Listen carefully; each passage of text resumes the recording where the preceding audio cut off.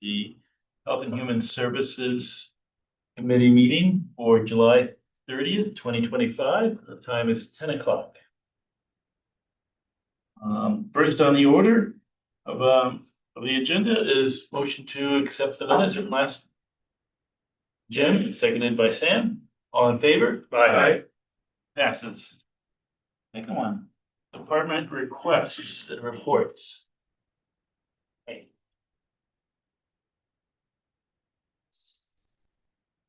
Good morning. Good morning.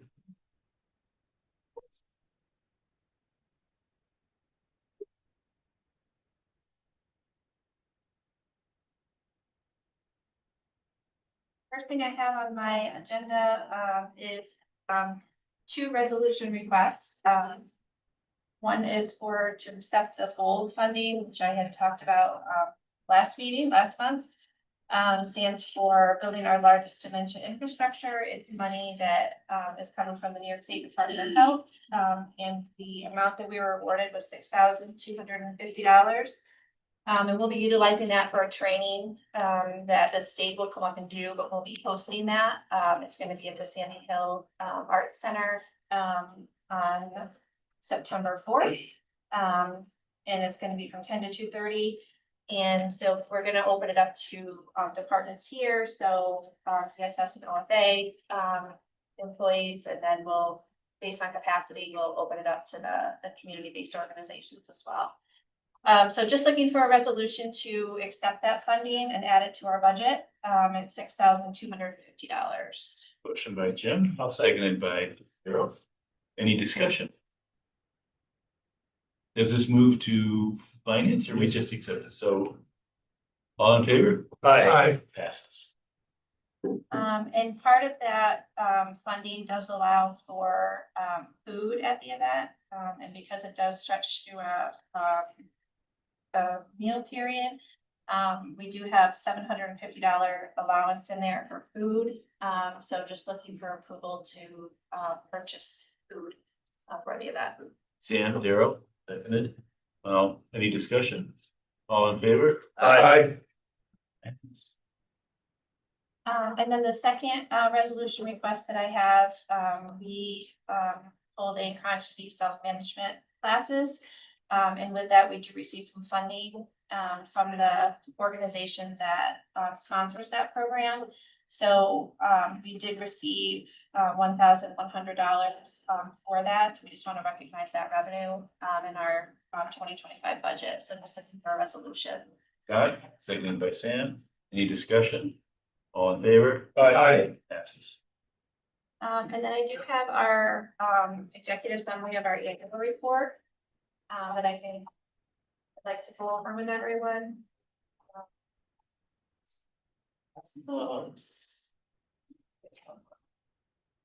I had enough to go around. Okay.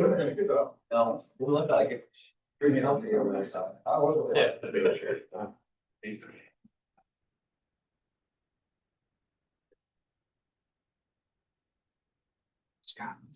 Yeah. Yes. You wrote it for a picture of it. Other stuff.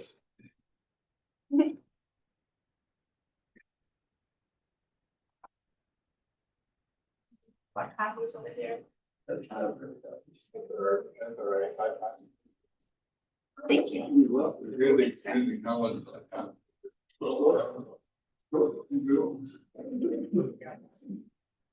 This is the executive summary. We do have a full report as well, which is on our, will be posted on our website. So if you're interested in that, the cover, obviously we wanted to honor our last year in our, in the annex. So we do have that's obviously the picture of the annex building there. And then I'm going to flip right to start right on page 2. This is the unit summary of the services that we've provided in 2024. So first is our lead screening program. We screened, the admissions office has screened about 1,200 kids for elevated lead. From that, we did manage 97 cases that did have elevated lead results. From that, we did have to do 4 home visits. When it's above a certain threshold, we are required to do a home visit. And we do that in conjunction with the Glens Falls District Office. They go out and do the environmental piece, try to determine, exactly where the lead is coming from within the home. So that's our lead program. Communicable disease, our vaccination clinics are listed there. We held 8 flu clinics where we administered 185 flu vaccines. And that includes our farms, anything we did in our office. We do go to the jail as well. And then our employee clinic that we hold here. We had 4 pneumococcal vaccinations administered. Thankfully, we have no active tuberculosis cases. And we, in total, for all immunizations, including flu, we gave 334 immunizations in 2024. Our maternal child health program, we do receive referrals from providers, Glens Falls Hospital. We can take self-referrals, and that's for new moms and babies. We did have 5 patients that were under care in 2024. And we did 10 home visits. And over on the right is just a summary of where those home visits were done by town. And that includes our lead visits and also our maternal child health visits. And then we have our rabies program, always busy. We had 409 animal bites reported to us. We set 59 people for post-exposure vaccine. And we do hold clinics throughout the county, as you're aware. We did 710 vaccinations at those clinics. We did have 2 confirmed rabid animals within the county in 2024, one being a raccoon and one a cat. We did send 54 animals for testing. And again, we hold our 7 rabies clinics. And then the blood titers, we do that for vets and vet techs that work at our clinics. So that's our rabies program. Okay, so this year doesn't include Dave. No. Secondly, is that that's averaging 100 animals that might be vaccinated. That seems like a very robust number. Is it uniform to all of them? Is pretty much all of them do 100, or they a whole bunch here and not in some of the other ones? No, it's pretty consistent. It's usually right around 100, 110 that we're doing. We have no shows at all the clinics. Right. But We book up to 120 or 100. that's how much space we have. Is that, you feel like that's higher with the appointment thing or lower with the appointment? I mean, you're making them register to come in now, right? Yeah, so before we were registering, there were clinics, I believe, where we wouldn't know how many people were gonna Yeah. show up, Right. and how many you are.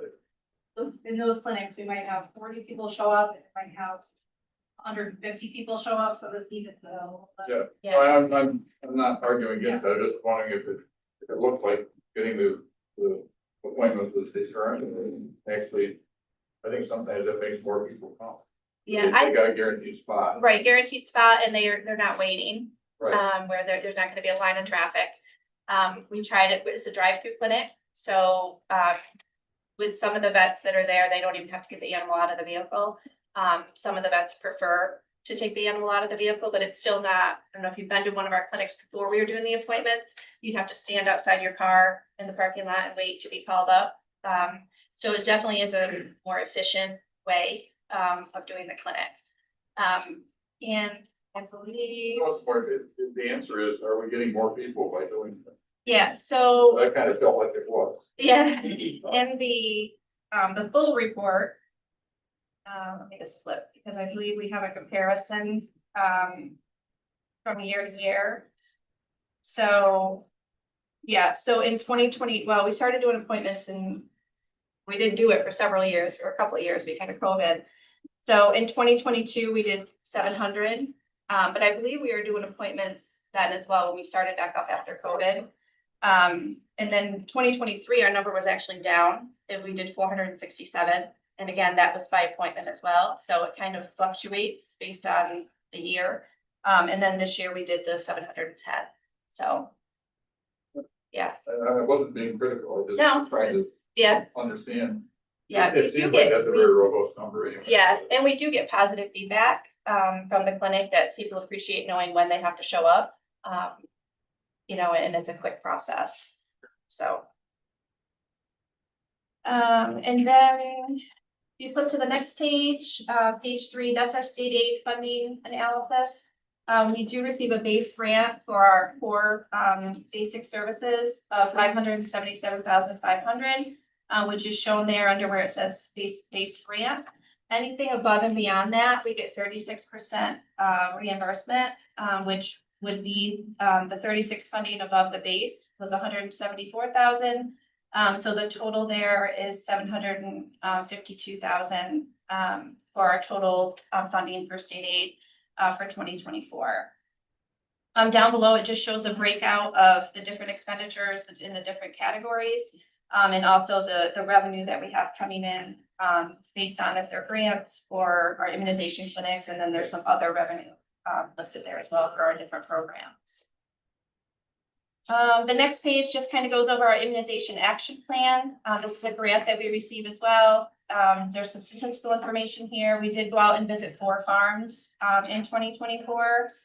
And then we also, like I mentioned before, we do go over and provide vaccinations at the Washington County Correctional Facility. In 2024, we vaccinated 36 people at the facility. I don't want to be a pain here. Fine. Looks like we've got a fairly large fluctuation in chronic disease. Yes, yep, and I have that. Fran had done up a nice analysis for us to show us why that would increase. So it increased about 53,000. And the reason there is because we got permission to be able to claim our chronic disease self-management program under state aid. So all the expenses related to that, we are able to claim under there. And we're also able to claim the fringe benefits as well. And we also spent more time on our tobacco cessation program as well. So that's the reason for the increase there in the chronic disease. That increase is actually a decrease of the taxpayer funded. Is that, am I reading that right? It costs us more, but you got, and in that line, but you got more state aid in that line, that's why it's higher, so therefore what we're paying out of tax money is less. Right.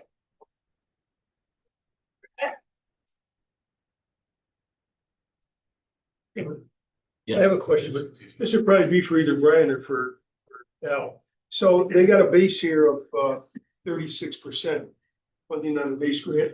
Is that for other departments and other grants? Is that kind of consistent, or does it go up and down all over the place? Everybody's different. Everybody's different. Every department's different. Okay. I thought it was, but I was just looking to see, what are the percentages? Did it go lower than that, higher than that? Well, they used to be up around 100 in a lot of places, you know, now the state keeps bringing them down. So I'm guessing that anything above 50 is great. Goes down to 0 after that. Gotcha. Ours is set by Some regulation. administrative functions like mine that have 0. Right, gotcha. Yeah, that's what I was wondering, if it was a standard rate that they applied all across, if everyone was gonna be Unfortunately, no. based on it. You know, and it's like they go lower, I would expect. So ours is based on regulation. It's per Article 6. So all local health departments, with the exception of New York City. And some have a higher base grant based on their population. Gotcha. That's, I didn't know if they use the same formula for enrollment based grants, that's just kind of. this one's just specific to public health. Gotcha. Thank you. Okay, so if we move on, page 5, that's our lead poisoning prevention program. Like I said, we did manage set 97 cases there in 2024. Not gonna be going into too much detail there because I'd already really talked about it before. Same with our MCH program and our prenatal program. Again, we get referrals. We do call each patient who we get a referral on. It is a voluntary program, so sometimes they want us to come out, and sometimes we do mail them information either way. But we had 5 patients that accepted those services in 2024. And then the next page goes into our early intervention program, which is for children 0 to 3. We did Oh, yeah, down at the bottom is our number of children served there. We received 190 referrals, and again, that can be self-referral or, parent referral, it can be physician referral. We did evaluate, I say we have contractual, relationships. Evaluators evaluated 148, children, and 77 of those children qualified for services. And the free school program, is the 3 to 5 program. And in 2024, we served 290 children. There was 174 evaluations done, and out of that 174, 155 qualified for services, and then 19 did not qualify for those services. And I know you're aware, these are probably our most costly programs that we have, the early intervention and preschool.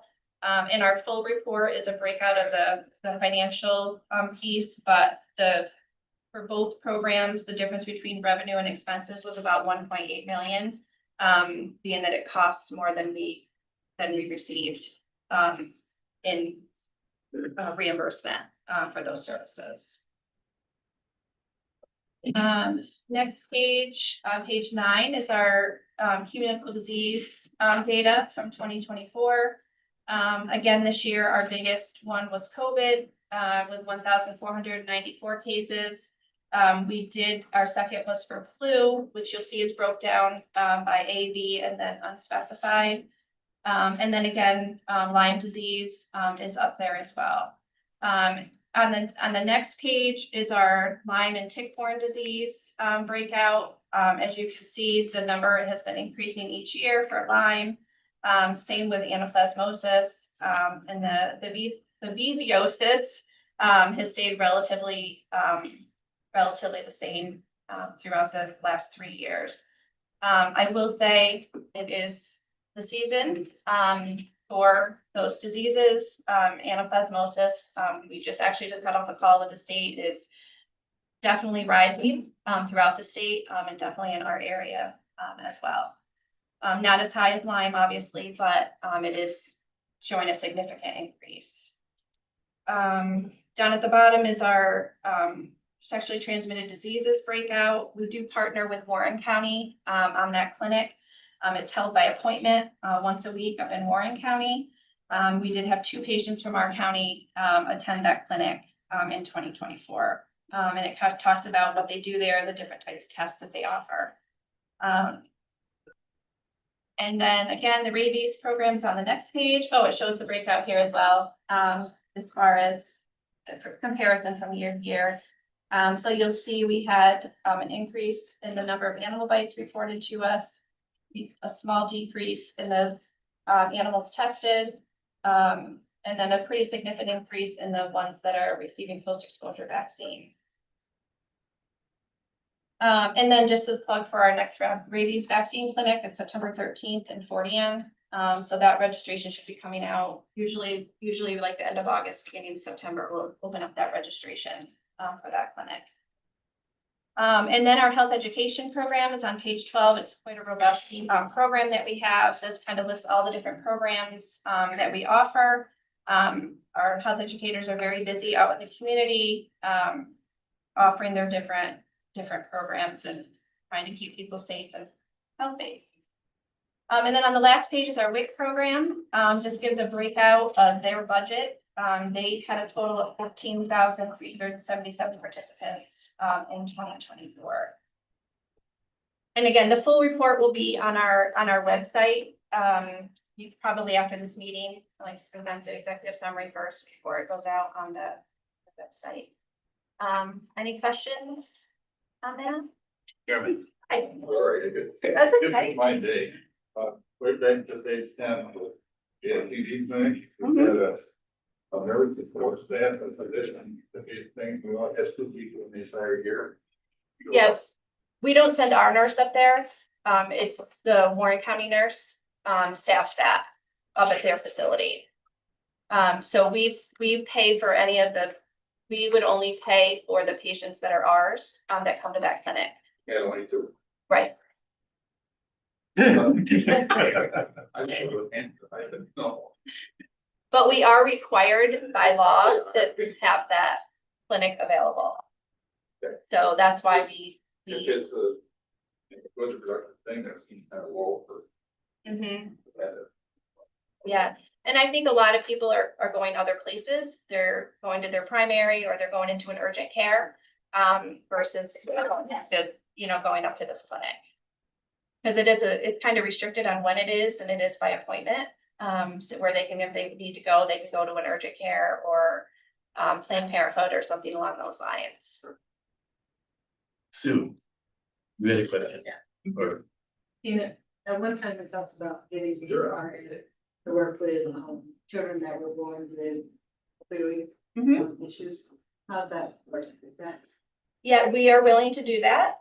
We're just not getting those referrals. And I don't know if, and Eliza can probably talk a little more about it, but I believe it's a lot of it, they don't have to test, or the mother, the parent has to agree to have the testing done within the hospital when she's there, and a lot of times there's not consent for that. So that could be a barrier to us getting, those referrals. So Do you have more?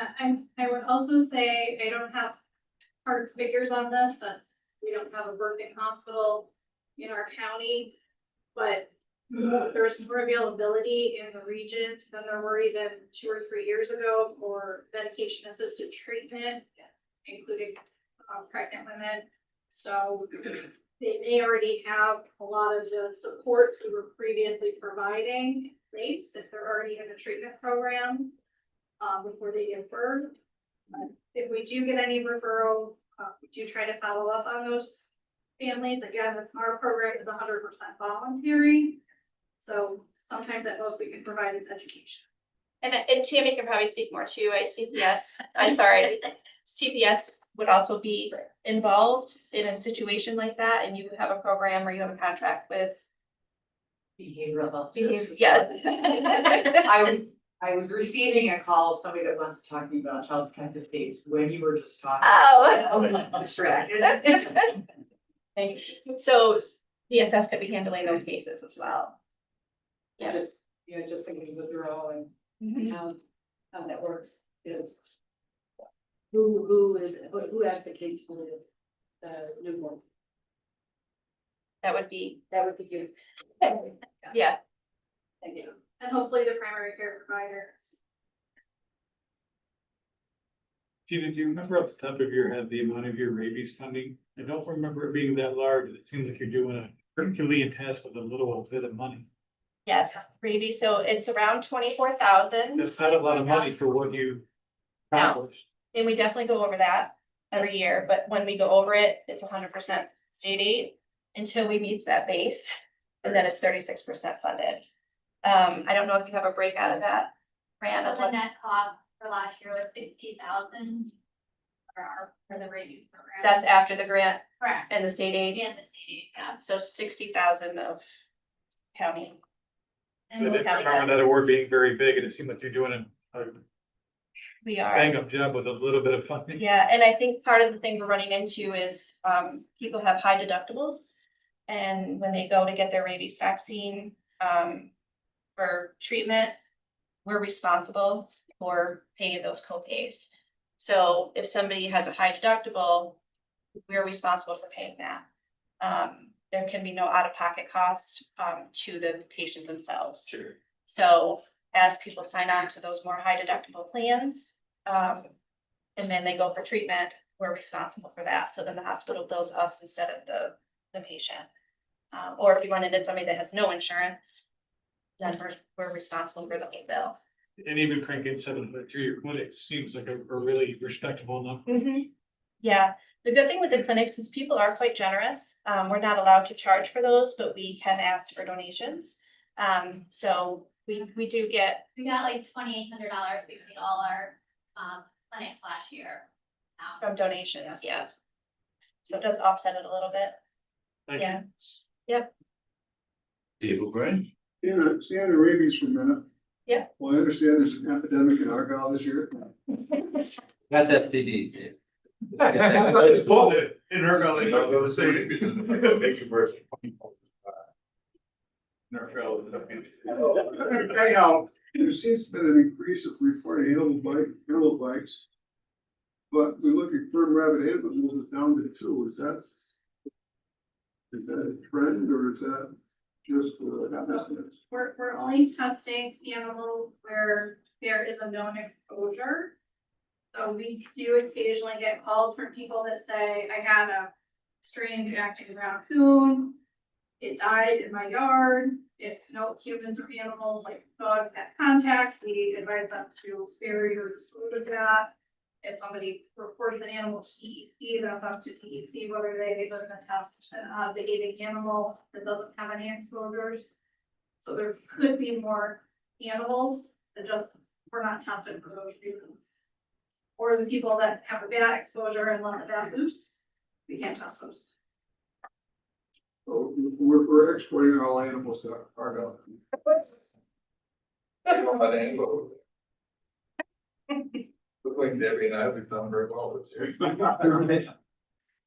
Any other questions on the executive summary? Okay. One more. Oh, one more, sorry. That's okay. Do we know what the breakout is gonna be in damage is gonna be in the federal funding for the preschool education program? We haven't received any definitive answers on any of that yet. Right now, we're kind of in a holding. They did a clawback, July to September. Yeah, whatever they do will go back, but we haven't received any definitive answers on that yet. Yeah, unfortunately. I don't like that word clawback. It's reconciliation. Right. Go ahead. No problem with that. So I do have a couple program updates. I just wanted to update on our Burgoyne move. Last time we were here, we had a date for the state to come that didn't get rescheduled, so they're actually coming today at 11:30. So I will be kind of scooting out a little bit early from this meeting. So I will follow up. We're meeting right over at Burgoyne at 11:30 to go through the checklist, and Matt will be there as well, obviously. So I'll let you know how that goes. Our community health survey is out there, so please, if you haven't filled that out yet, it is on our website. Go there and fill that out. The other thing is I'd like to request permission to sign a letter of support for the Area Health Education Center, which is AHEC. Their funding was not included in the federal 2026 budget. They deliver, it's really, really trying to build our healthcare workforce, is their goal. They work with students, in the high schools. They do youth programming. They set up shadowing for kids to go out and shadow at healthcare facilities. So they have sent us a request to sign a letter, support to urge Congress to reallocate those funds, back into the 2026, appropriation bills. So just looking for support for public health to sign that letter of support. So we need a motion. I'll move it to approve it. Okay. Scott, seconded by Sam. Any discussion? All in favor? You are supported. Thank you. The next thing is more just for your information. On July 9th, we received information that the WIC program, they were notified due to federal cuts that there would be no more WIC farmers market coupons issued. Normally, we would get another supply of those coupons in July and August, but we are not going to be receiving those due to the cuts. I did speak with our WIC coordinator. She said it's really hard to predict if that'll have an effect on our participants. Right now, she still has some coupon booklets left for our participants if they request them from her first supply. So she'll kind of keep me updated if she does run out and people are still looking for those. The booklets that people have right now in their hands are good until November. And she does still have people requesting them, but right now she does have a supply left. So I just wanted to make you aware of that. That was one of the cuts that came through to the WIC program. And then I want to remind everybody that Washington County is hosting the blood drive with the American Red Cross. That's going to be here on August 5th from 9 to 2. And I do have the flyer here with the, no, that's not the right one. I have the flyer here with the sign up information, so I'll just leave it here. There's a barcode there, if anybody's interested in signing up for that. And then the only other item that I wanted to bring to your attention was the public health emergency preparedness funding. We were notified that we would receive 50% of our contract amount, and then receive the remaining amount once DOH has received their remaining allocation from the federal government. So right now, our contract with them is pending at the state level. So we're just waiting to request a resolution to have that added into our budget, but when we do that, it'll only be 50% of the grant amount. That we normally receive. Normally we receive around 52,000. So we know we're gonna receive half of that at this point, and they're telling us we'll receive the other half. As soon as they get their money from the federal government. So just as an FYI there. Any questions on any of that? No. Thank you very much. Thank you. Thanks, Sarah.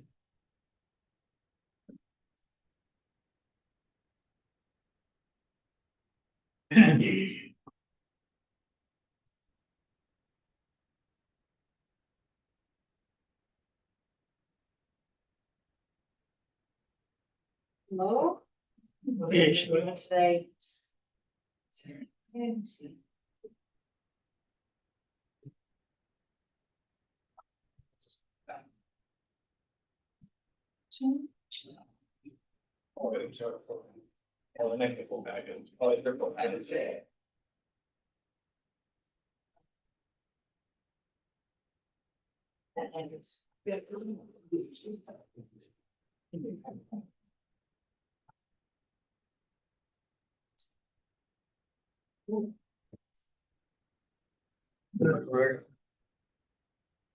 Everybody get one.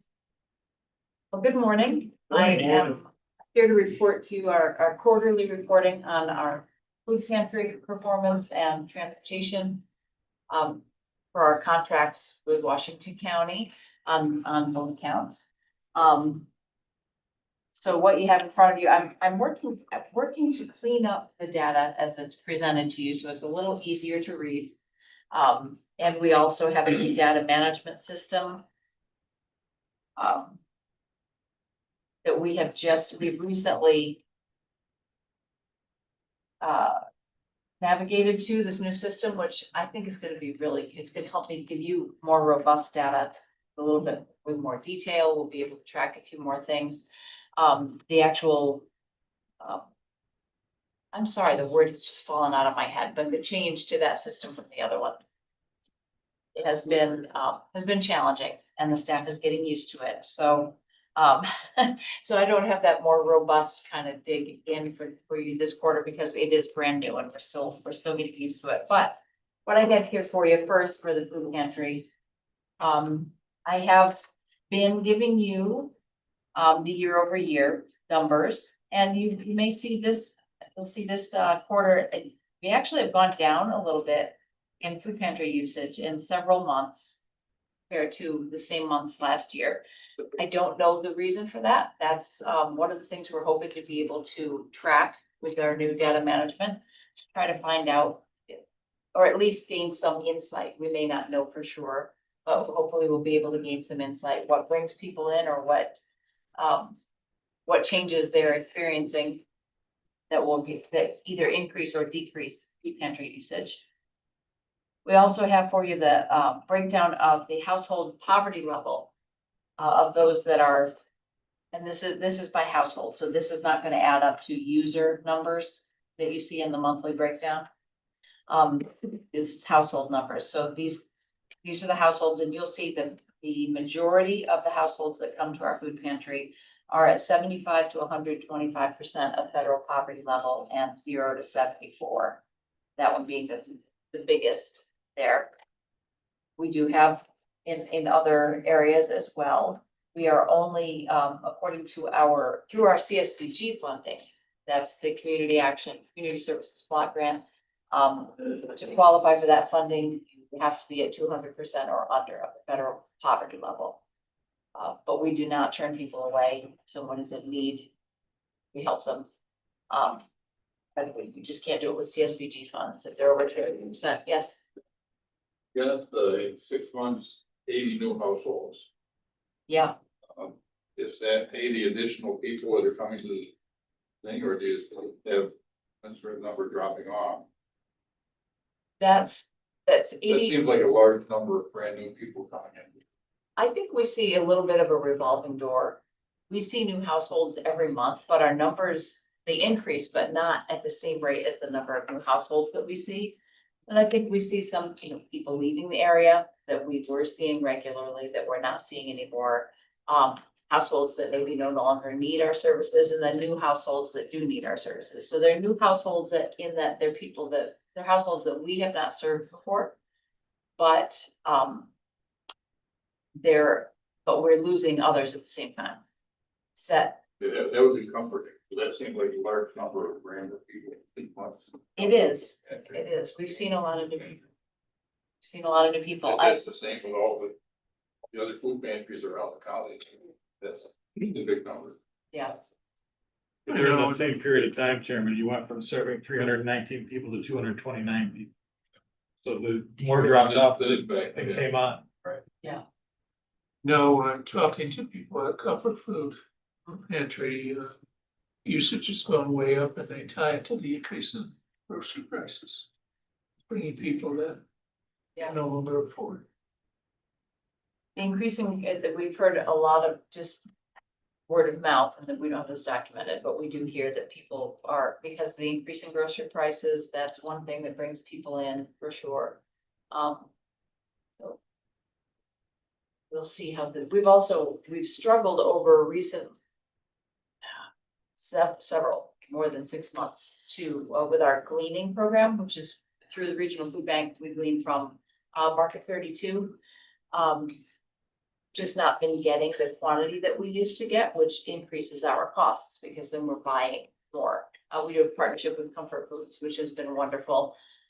But we've been working with Regional Food Bank to add gleaning days to kind of reset our arrangement with Market 32 and to add gleaning from Walmart on Quaker Ridge as well. So we will be bringing in more donations that will help, food donations that will help our bottom line with that also. It's not going to change the number of people we serve, but hopefully make it easier to manage that. So. And then you also see the breakdown by age, adults, children, and seniors. And of course, as we already discussed, the new households.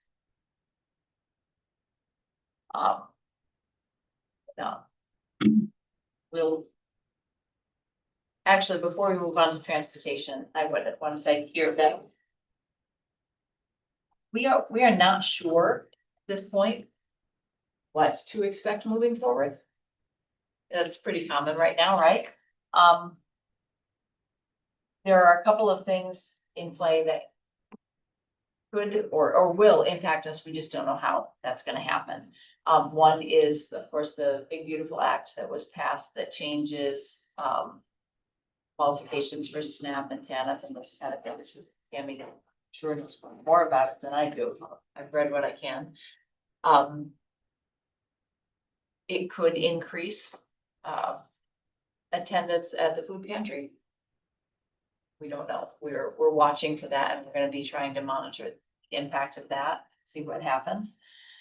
But the bigger thing that we're watching, so you'll hear from me in October again, and hopefully I'll have more answers at that point. But as I said, we are at Community Action. Our funding comes through CSBG, the Community Services Block Grant for that, and that's what funds our emergency services.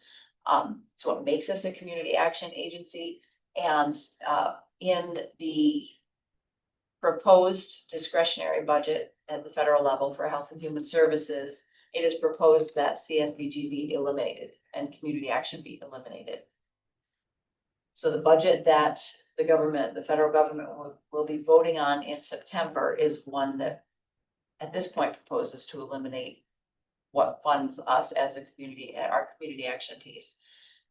The meetings that I've been in, lobbyists that are involved on Capitol Hill and talking to people about this believe that there will be another continuing resolution. That there will not be an agreement before the end of September. And the continuing resolution would keep us funded actually at 2024 levels. This is going into fiscal year 26, which would start October 1. The federal government did not land on discretionary budget for 2025, so we were already under continuing resolution. Our funding continued at 2024 levels. If that happens again, we'll still be funded at 2024 levels. And we don't know what to expect. We could completely lose that funding. We could see it continued at that level. We could see something in between. And it's really hard to know what to expect. So we are, we have, contingency plan. We're looking at options for maintaining our programs the best we can and most efficiently. Whatever outcome we see, we don't know what to expect, so. In October, when I come to you, hopefully we'll have a better idea of what that will look like. Any questions on the food pantry usage data, anything else that I can answer about that? No? Okay. And then transportation, is our contract for transportation for seniors. So you can see, and this is the same every year, we get really good data on this, the units of service. And then you do see there's some CSBG transportation. Those are those who do not qualify as seniors, but we do offer transportation when we can for others. And I won't bore you by digging too deeply into that. We have a lot of repeat individuals. See, we give total miles. We did have 104 new clients this quarter, so that's really good. In transportation, 100. Yeah. Really, really good. It's nice to see new people. Our drivers get, they get rave reviews. They are, as I've said before, they are more than just a driver to many people. They might be the only person they see that day, and we take them to more than just medical appointments. So we are also contractually to report to you on our outreach efforts for transportation. So that's not as palatable a presentation here. It's more narrative. I'm going to try to package that a little bit better in the coming months for you. But you do have a narrative from our transportation coordinator, Barb Borkin. She is amazing. She is right down in that suite suite B3 if you ever want to meet her or talk to her. She's very engaged with the seniors in Washington County. She goes to senior lunches. She's at most of the events, and she's got a real heart for what she does, and she's very good at it as well. She really backs up our drivers too. And then we also have a flyer here that is out just to help people know and give them a little contact information, know what our services are for transportation and how to get in touch with us if they need, what the requirements are as well, how to get in touch with us if they need transportation, how we can help. So. Did I miss anything? Any questions on that? Okay, well, then I look forward to talking with you. I'll be here again before then, but just listening. Forward to talking to you again in October. Thank you.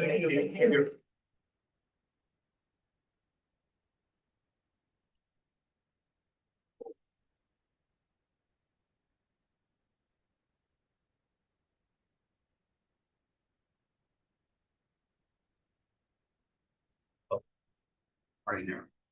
Put All right, so first item that I have is request to amend the 2025 Washington County budget. Again, this is for psychiatric expenses for competency restoration. To date, Washington County has budgeted $350,000 for these expenses, and we've received, say, billing through June, then that brings us to a total of $436. So I have a June bill for $99,000 that I could pay. Portion of this line is also pays for the examinations themselves. We have local psychologists that, we have contracts with that do the exams for us. So we also have to ensure that there's funding there to be able to respond to the ordered exams. So you need a motion. Just one other thing, I put the amount in at, I think I put 50. But again, sort of like whatever people think we ought to do. Again, it's in statute that it's a charge upon the counties.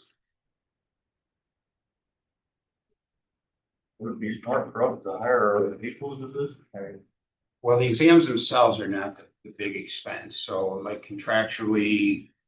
First half of the year was about $6,000 for the exams. So I don't think we could hire people. Wouldn't make sense, right? We have to have 2 examiners, so Where is the expense? that comes from when an individual is found to be not competent to stand trial. If they have felony charges, they go to a state facility, and the state facility charges the county. These are central New York. Yep, Central New York, Thank you. Mid Hudson also. We can't hire them. Okay. We would need to. Which the state used to pay 50%. Used. Move it for discussion. I'll second it. Any discussions? Where would this money come from? I think you know the answer to that. I unfortunately wasn't here for the board meeting where you all tabled the resolution the first time, so I don't. Maybe catching up to speed on what. There was a resolution presented to the board that failed, right? And I wasn't here for that meeting, so I apologize. And I'm assuming they were holding bills because that resolution didn't. Very good. Unfunded mandate. Part. Oh, it's true, it's unfunded mandate. I asked you guys to pick something small, so we can see how it works. You pick the biggest one we got, so congratulations. I was just trying to help. Really do it all at once, rather than piecemeal it every month. We got interest flowing out of the. Make a big Spend a balance. We can repeat this, next month. What happens if we don't pay it? That's what we're trying to. And I think that's the $1 million question. Yeah. Yeah. Don't pay it some price. I don't think we know, that's the whole point. So, Rob, when they don't get, if you were not to pay them,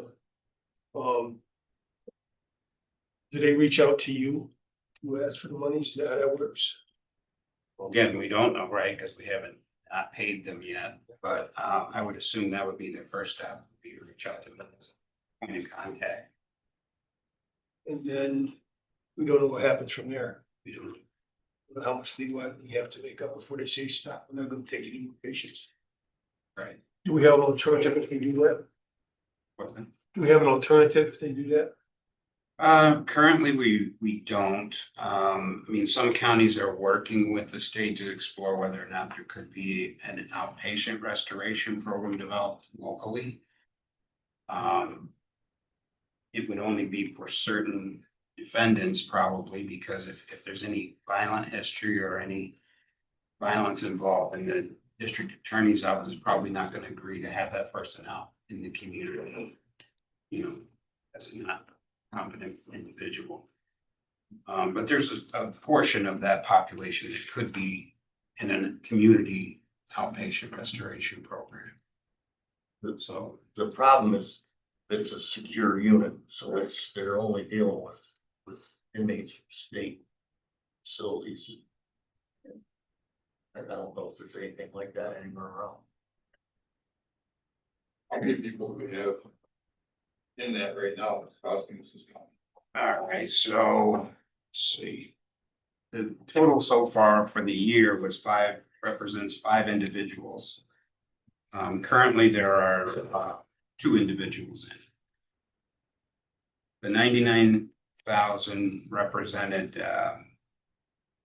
actually two individuals, but one individual was not billed for in May when they were in for 26 days, so that's a catch-up billing. So there's, currently two individuals. What would stop us from creating a unit like that in our own gym? And we're talking about, well, we're pushing 800,000 for the year. Right. That would pay a lot of salary. Yeah. And we're talking about 5 people. So I'd like to know what it would cost. I mean, honestly, the real solution, I think, includes that, like, if that could be done on a regional basis, because we only have 5, but if you think of surrounding counties, each having a certain amount. If there was a regional jail that, or a regional program that included the incarceration piece, then that would take care of the security issue, right? Like, for the individuals that need to be in a secure facility. And then pair that with a community outpatient restoration program for those that could be out in the community. But right now, the regulations just don't allow for it. But I think that's what we should probably be at. How many does Warren County have out there? It's similar numbers. Theirs is a little bit higher this year, I think. But it ballpark, same number of people. Is the client group a steady number, or is it sometimes spiked to, in our county, 15 people? There used to be a lot more variability in it, but the last number of years it's been becoming a little bit more consistent with the numbers. Was I remembering correctly that we do have an unpaid bill, correct? We currently have an unpaid bill of 99,000. Do we have one from the audit where the resolution failed? We do, correct? So when they're court ordered for this. So what happens? To go. These are all a result of court order. The examinations themselves, I'm the one that's actually court ordered to conduct or, arrange for the examinations. But then the individual is court ordered to the restoration process. And the state regulations prohibit us from having our own restoration process. Is currently. So not just unfunded, it's mandated to go up to them who we pay. And then they make the decision when the person is restored. Can I move to table this motion until passed to the full board? Or until after the board? Or there would be a resolution at the board, we could shut it down, I guess we have to pass it. Only if it comes from here. You'd have to send it there to FAM. Right, are we gonna set it up? Well, that's the real question. Since we picked the biggest one, we wanna make another public statement. At the consecutive board meetings. If you're gonna make a public statement, big board's the place to make it. Rob's just doing his due diligence to. I'll just keep bringing it back every month and let you know where we are and Right. cover it, but. I'm just concerned that we don't back up the court system by them not having someplace to send them in the order for them to go. Because we're putting you on the hook because you're the guy that's supposed to take care of it. I mean, that's state law, that's something we made up. Well, I think they have to take them, right? The inject into the system will occur. It's not like they can reject it, right? I would not think so. I would think they're responding to a court order and they're gonna take them about. And this is a state facility they're going to. Yes. Office of Mental Health runs that region. Say it. Office of Mental Health runs that stuff for New York. Yes. We're asking this facility to build build themselves. They're billing us $4,000 a day for incarceration per person. Well, 4,000 per day? No, it's not 4,000. It's 99 for 6 days. No, it's about 33,000 a month per person. Is that about right? Yes. 33,000 for the first. Right, so you're talking $1,000 a day per person. The different facilities have slightly different per diem charges. Central New York is $1,600 a day. What was surprising to me is to learn the length of some of these stays. I find that you can't determine whether somebody's counting or not in under 60 days. Some of these stays are out. I remember we had one that was in there for a year. Yeah. And that is again, one of the points of advocacy, our statewide association and NISAC are advocating for a limit of 90 days to charge. Still $90,000 per person. You know, there's another factor that goes into that, that they like it there. Inmates like it there. They're no handcuffs, street clothes. It's a better environment than the jail they come from. So they may not want to get better as fast as they could. They know the loopholes, words to say. But yeah, there's keywords, I'm suicidal. I want to kill somebody. What's that? You guys seem to be terribly biased. I had me go up there, came back 60 days later, 90 pounds heavier. That's how good they eat. I view that- I view that as being wrong.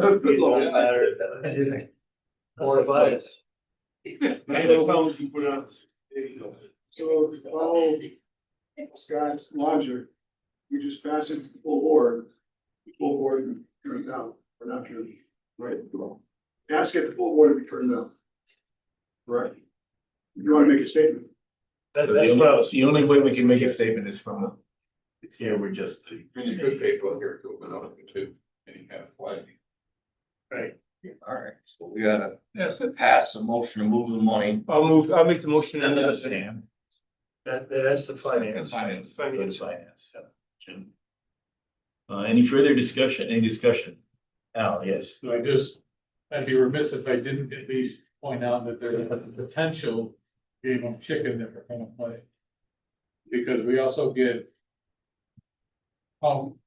very large amount of money advanced to us quarterly from the Office of Alcoholism and Substance Abuse Services. They go out to certain providers in our communities. So what I would be remiss not telling you is to at least understand that there is the potential that the same agency that runs the facility may say, thou shalt not pay, thou shalt not receive. So just be aware that that is something that they wouldn't be above yanking back our chain a little bit. That's a discussion for later, right now. We're just moving. I just be remiss if I didn't tell you that they wouldn't be above playing games with funding. Leverage. I feel like we've been having the same discussion for 8 years, and so it's a problem, we know that. So I'm thankful that you guys are talking about maybe a solution that could work for surrounding counties. I mean, Rob knows the region well, probably knows how many counties are exactly in the same position we are. And maybe it's time that we get together to lobbying at the state to talk about what a better solution would be for the county financially and actually the main goal, because they go hand in hand. So. Any further discussion? All in favor of moving this? Aye. Any opposed? Motion passes. All right, thank you. Next item is request to amend the 2025 Washington County budget. We don't need. Good luck, Tina. Allow for receipt and expenditure of $6,262. And that's $12,524 annualized for 2 years. New York State OASIS designated to pay for some medications that are used to treat individuals incarcerated in the Washington County Correctional Facility for opioid use disorder. I'll say that, no, Nero, any discussion on this?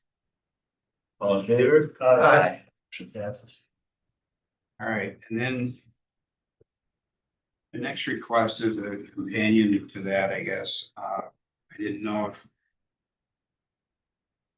for us to develop a memorandum of agreement between my office and the Washington County Sheriff's Office to deal with how those funds would be drawn down by the sheriff's office. So you'll draw the memorandum, but we have to approve it, so a motion for approval of the Yeah, I'll memorandum. make that. Made by Daryl, second. Scott, Sam, any discussion? All in favor? Aye.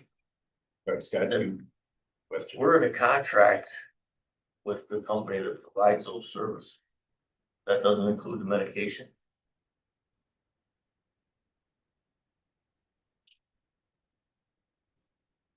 You know,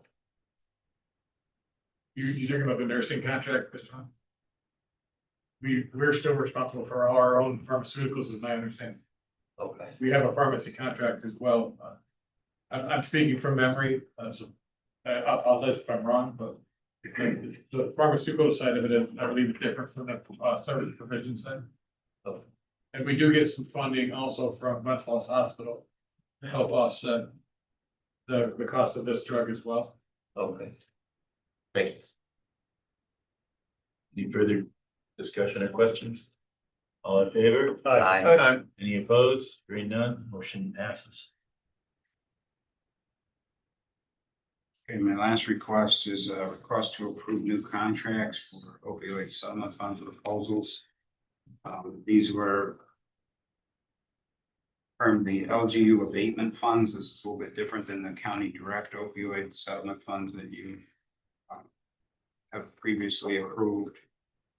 These funds come directly to our office, and Community Services Board solicited proposals and have been working their way through those proposals, and they had two initial proposals that they are putting forward. 820 River Street is proposing a co-occurring clinical team, serve Washington County, and Ascend Mental Wellness is proposing funding to continue the enhanced Lemurs service. Lemurs is a law enforcement and addiction and mental health referral system that allows the law enforcement to make online referral for same day, next day follow-up. Motion. I'll move that by Daryl, seconded by Jim. Any discussion, any questions? Al? Rob, do you also need an accompanying budget amendment for these awards? I believe that the funds are already lined up correctly. Do you believe the expense is already budgeted? I believe, but is there a way we can cover it by? Receiving the cash doesn't make it available to you. We still have the budget for it. So you and I can have a conversation, and if it's necessary at finance, we can rectify. Yeah, make the correction in finance. Sure. Okay. Further questions or discussions? All in favor? Aye. Motion passes. Thank you. Thank you, Roy.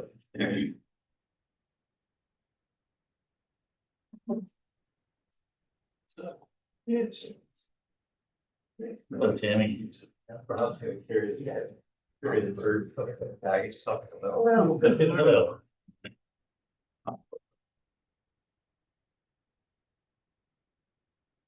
I have a few things to review today that I'm going to intentionally give you a reminder of what led up to it, just to try to fill in the blanks that I would anticipate you would have. So I want to just, hopefully I'm not boring you with it, but I feel like it's appropriate to give you some of the background as a reminder.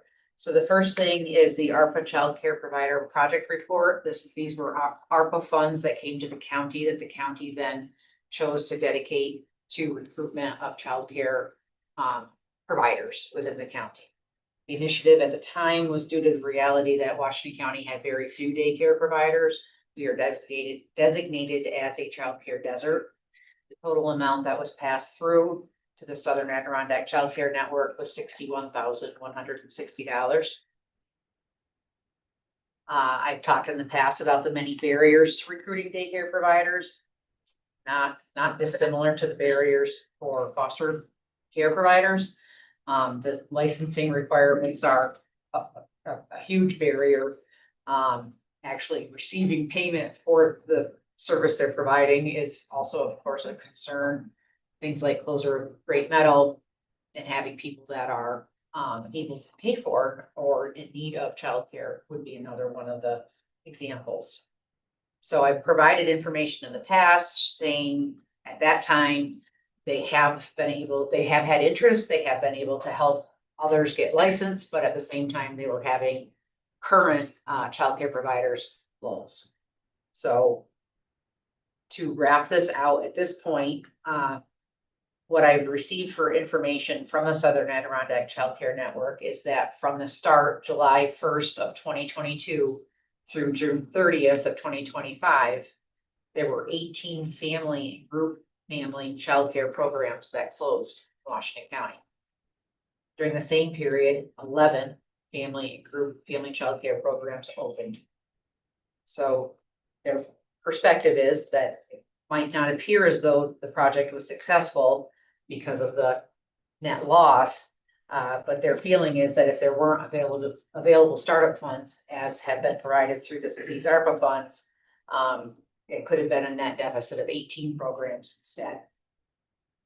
They also feel that they've made a lot of headway building relationships with different providers and resources that help support the childcare providers. They do still have funding remaining, and they will continue to report to us on this on a quarterly basis. I wanted to make sure that I gave you a report while I am still here. Does it indicate those care places, does it indicate the number of children they can take care of? I'm sure they have that data. I don't have that right. The reason I'm asking is because you could have one that closed, that could take care of 10, and a new one opened, they're gonna take care of 5, so you still got an offset in your numbers. Absolutely right. Go ahead. Is there a thought as to whether the funding stops to encourage new startups? What's the loss rate likely gonna be on the ones that are there? Because 18 dropped out. I don't know. The next topic that we have to talk about is certainly not anything that helps encourage development of childcare providers. Thank you. So the next topic being the childcare grant wait list update. We reviewed in the past that we receive allocations that are timed with the federal fiscal years. The funding that comes to us is 100% federal. For years, we have not come close to spending all of the money that we've received. And so there has been a rollover that on top of the allocation has additionally been pushed forward that we have been able to tap into if needed. The state continued to be concerned on a statewide level that these funds weren't being used. Therefore, they continued to widen the door of eligibility for people to come in and ask for these grants. It started slow with what they were doing, and there wasn't a whole lot more spending happening based on the requests. And then they really took an aggressive turn within the last 2 years, and which increased the amount that's being paid because of some of the other things that it's covering. It also increased the eligibility level to 300% federal poverty for people to be able to be within and still receive these grants. The budgeting that we do is by estimate for our county budget is to take an estimate of what we think we're going to get for the next federal fiscal year, because we're tying together 2 different federal fiscal year amounts and trying to figure that's what we'll receive in revenue, and therefore that's what we match for our appropriation. So at this point, there is still funding in our appropriation line, but there is not the equal amount of revenue available to us to draw down. So I would have shared that information before. At that time, I said that I was concerned we were probably going to be close to $250,000 overspent by the end of this fiscal year. if we didn't do something different. So we talked about establishing a wait list.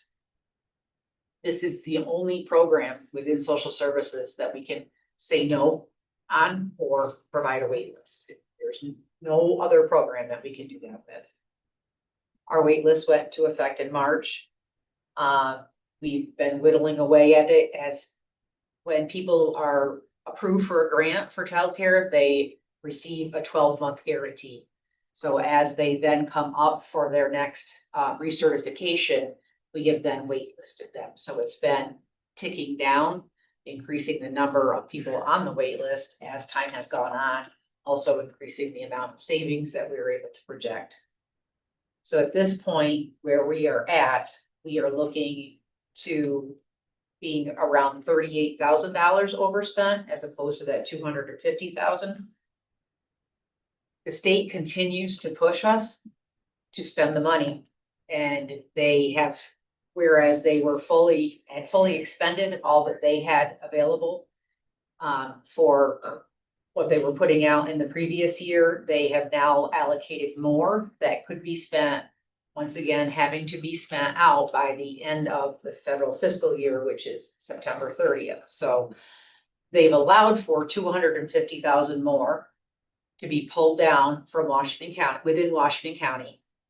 That must be spent by the end of September. Meanwhile, we're using a wait list. We're whittling that down. The only way we could collect that would be if we stop our wait list and open our door back up. Doing that would again guarantee 12 months of coverage for all of those cases.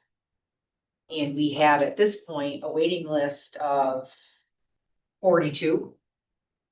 We have 98 that are receiving grants right now. So it's, you know, half again as much as what we have. If we were to open all those cases, we'd throw ourselves right back into that same problem again.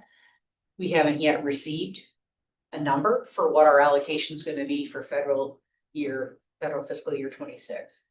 That is supposed to be coming. We've been told by Office of Temporary Disability Assistance that they have prepared the documents and it's being held up by the Division of Budget. There isn't going to be as much money as we would need if we went back to our full number, because what we had before included our rollover, and that has all been spent now.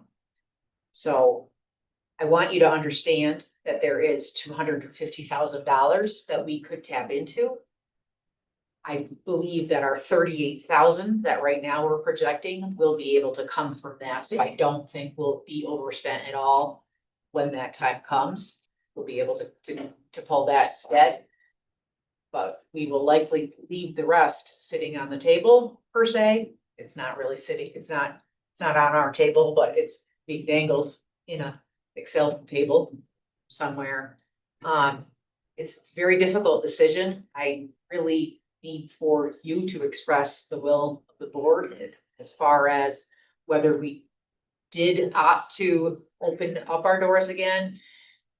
There is no way for us to put in, there are options for waivers, but the waivers that are available to us really won't do any good for us, for the population that we are serving, because they pretty much are all qualified by what those federal standards are.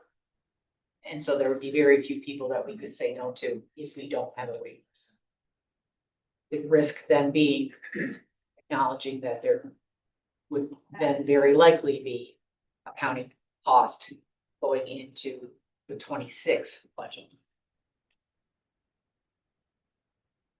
I think we have no choice but to continue with the wait list. I want you to understand it as much as it is comprehensible.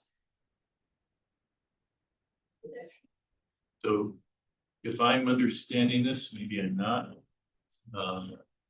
250,000 available, we can pull on and use 39,000 of it or thereabouts, leaving 210. So the leftover, if we don't spend the 210, we won't go further deficit. But if we start chipping into the 210, we're going to build 12-month obligations, which are going to take us into deficit. Yes. And cost us money. Yes. So chipping into the 210 will cost us 500 or 600. Good. Which only 210. Or we then have that whiplash of we open our doors, we open a bunch of cases for these 2 months that we can, and then we have to go to a wait list again, and we start denying cases as they come up for research or as they come to us again. It's that it'd be a roller coaster trying to anticipate where we should land with our numbers to be able to ensure that we don't overspend the federal allocation. Any questions? A question on the rollover money. Money being fungible, did we have rollover money at the beginning of the year? Yes, it was that rolled into our allocation. We received documentation about what those separate amounts are, and we have a ceiling report that pulls that So down. when we pull down money, how do we determine whether we're pulling up? 250,000. The 250 is a one-time only thing. That is, yeah, that is something that's unique to this particular situation. But if we take that money, we're on the hook. For the cases that we open. Right, Yeah. we commit ourselves to further obligations, but we can take 39 of it, you believe? Or do we have to take the full? I think it's so hard to get straight answers from the state. Everything that I have read in the discussions that I have been in, I believe that anything that we have overspent at the end of this fiscal year, we'll be able to pull from that 250. I asked them during meetings last week, the state commissioner and her deputy commissioners, if there was anything that would mandate us to ever end our wait list, if we continued to do that. They said there is none, they are not aware of anything that would force our hand in that way. It's just that it forces our hand that when we do have our door open, it's to be provided. And you're recommending continuing the wait list? Unfortunately, I think that's what's necessary, particularly with, again, the rest of the information I have to share today. If you drink the state Kool-Aid on October 1st, you'll be bringing your own sugar. In I water. think you'll be bringing the Kool-Aid next too. Remember that guy for So we don't need to do anything, you just informed us. And, I need to know if you disagree. We go on situation. Okay. Moving onward. I also wanted to do my level best to predict for you the local impact that would come from the big beautiful bill, which is part of the reconciliation process. So I'd like to think it doesn't mean that it's all a done deal, but it is certainly what is being talked about and what I can measure for you, I want to measure. So as it relates, most significant things, there are some other things that I did not include here, in my notes for myself, but the most significant impacts to DSS. So for you to understand, currently SNAP administration, or the cost that offsets our workers, the federal share is 50%. The remaining balance of that is 50% local. The feds are going to decrease their share to 25%. So presumably, the local cost will then be 75%. Of course, the state could always be charitable and offer to help fund it, but that is not anything that we have heard is going to happen. So that being said, the cost of SNAP administration would be increasing starting October 1st of 2026. So that is something that would need to be anticipated and built into that budget. Also related to the amount of work that we have to do, we're going to have more. We're going to have to be researching and receiving verification that people that are receiving SNAP who are able-bodied adults without dependents, people between the ages of 18 to 64, that they are working. That has not been a requirement to receive SNAP in the past. It is now going to be put into place. So whereas you might wonder, could we get by with fewer workers if we needed to in the future for staff to save that staff administrative money. There's actually more work that's going to be required as well. Beyond that, the SNAP benefit is 100% federally funded. And they are going to now utilize an error rate calculation for this, for all states. And if the states have an error rate within certain metrics, the states will then have to push in a match toward that benefit amount. There are, I think, 3 or 4, 5, maybe different levels. However, New York State is at this point above 10% error rate from the most recent review that was done or conducted. And if that's the case, then the match that would have to go in either from the state or locally is 15%. So that is something the state is really focused on, is making sure that we bring that error rate down. Some of that's a matter of their software, their technology, and what generates an error versus what doesn't, you know, some of those kinds of things, but that's the worst of it as it relates to SNAP. I have a question on SNAP.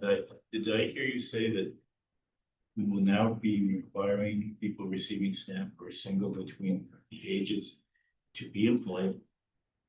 For up to, I think it's the same measurement there as it is in Medicaid. And the language has been for at least 80 hours a month of either work or education or community service. We would to verify that basis. If they're not doing that, Then they are no longer eligible for the benefit. but can they start the benefit while not doing that? They can receive up to 3 months benefit in a 3-year period of time. And it's back to the appeal process, and if we A fair hearing if they lose their Fair benefits, Yeah. I would, yes. do you think we have a lot of people who aren't working or doing community service? It should be. I could give you more absolute data. I don't have it in my head, but I could give you more data or more information about the people that receive temporary assistance that are ABODs, just that, because that is what we have had to measure in the past. The SNAP population is a much larger part of our county, and I don't know the answer to that. It's just not something that we have ever had to evaluate. So for Medicaid, currently a Medicaid case must be reviewed for continued eligibility on an annual basis. The bill is requiring for that to be done now every 6 months, effective December 31st, 2026. So the impact would then be to the workload in 2027. Several years ago, we heard from the state that they were going to take over Medicaid administration. We even locally reduced our workforce, anticipating that so that we would not have to lay off. They have never fulfilled what they said they were going to do. They have, though, taken a large population, which is really associated with the Affordable Care Act type population, and that's called the MAGI. And I'm sorry, I don't remember what that is, but it's essentially basic people in the community that receive regular Medicaid benefits. So the state has a healthcare exchange that enrolls people for Medicaid. They only touch those cases once every year also. I don't know if they are going to be able to increase that workload to recertify every 6 months, or if they will somehow kick some of that work back to the county. But that is one of the things that is included. What NISAC is saying in their breakdown of this bill is that it will be counties that will likely need to hire eligibility workers. I don't know how we can know that yet because the state is not committing to what they are going to do related to this federal proposal. Also, with also the same, the start of 2027, there is going to be that same requirement to verify that people are working at least 80 hours of the work or receiving education or community service. That would again be something additional that would need to be applied to that full group of people. We will still have people that we have to do here for Medicaid, but again, the largest part of it would be through the healthcare exchange, and whether they keep that work themselves or they send that back to us is up in the air. I think if they did keep the work themselves, at a minimum, we would then risk a loss of our Medicaid administrative funds that they pass through at this point to us from the federal government. Just related to the recipients of the health insurance that is provided through Medicaid. There's a lot of different reports. It's expected that because of these requirements and some of the other changes, that many people will lose their Medicaid coverage altogether. One of the things that we know when people come to us now to apply for Medicaid, and the same situation applies for someone who has been hospitalized and needed to go into a rehab center, and which then develops into long-term care or nursing home coverage. We are able to go back 3 months when we open a case and pay those bills. What's going to happen now in this proposal is that there's only going to be 1 month retro coverage available to pull in for Medicaid expenses. So it could leave more expenses unpaid out in the provider area. And then the last thing is that people that are receiving that coverage and are above the federal poverty level, they will be required to pay $35 copays for their care. They have not, there is no cost for that at this time.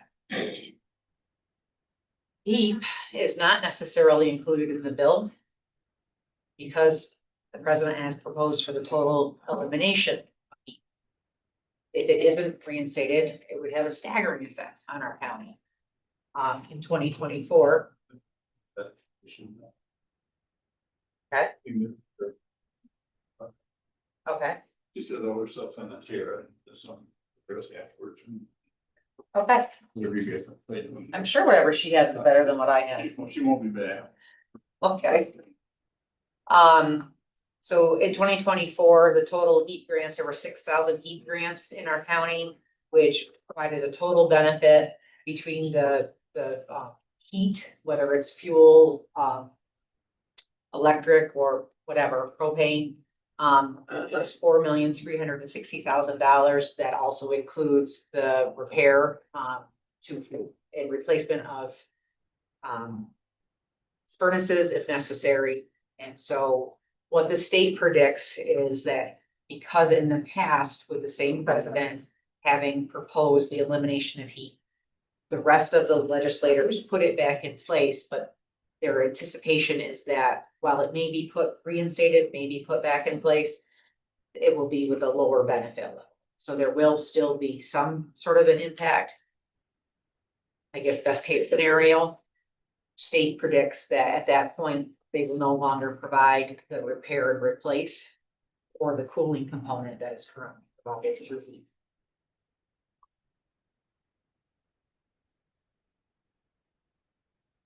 Any questions on these informations?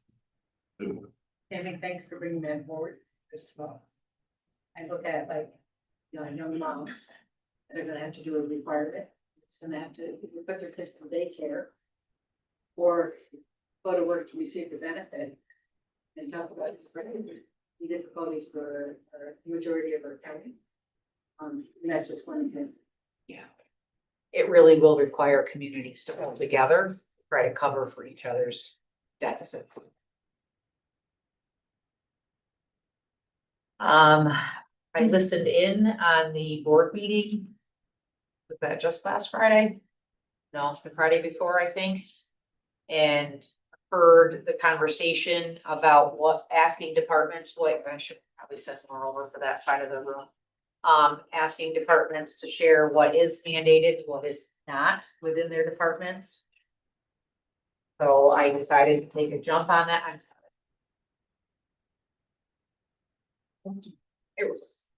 I do have others if anyone would like to see them.